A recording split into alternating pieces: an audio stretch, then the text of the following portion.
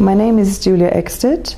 I'm a counselor at the Swedish Embassy in La Paz, in Bolivia. In UNIR's work, I will highlight, first of all, the analysis of conflicts that they do. In the Bolivian context, it's very important. We live in a very conflictive society, and having an analysis helps us to prevent, to analyze, to develop and design our programs when it comes to cooperation, but especially for the state entities. I will also highlight the education efforts they do, the capacity building of state institutions on local, regional and national level. It's very important because we are living in a transition in Bolivia, and there are many conflicting factors coming up in this process, and there UNIR is a support to these institutions. When I think about UNIR Bolivia Foundation, I think about conflict prevention. I think about conflict sensitivity in the work of state institution.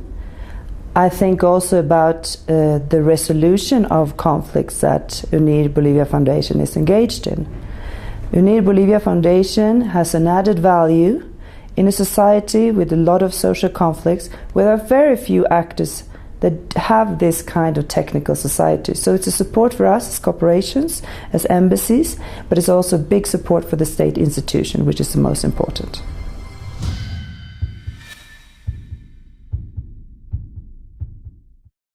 In this process of change that we are living in Bolivia, there are many conflicts, and these conflicts can be prevented.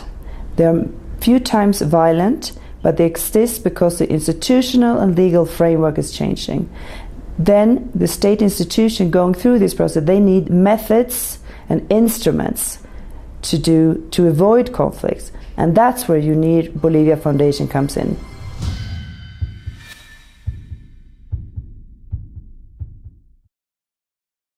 What is important in this context right now is that UNIR Bolivia Foundation works on the transfer of capacities, not only through the capacity building, but it's very important that the foundation continues working to institutionalize the capacities within the state institution. And then I refer mainly to the local institutions, for example, within the municipalities, within different kinds of sectors.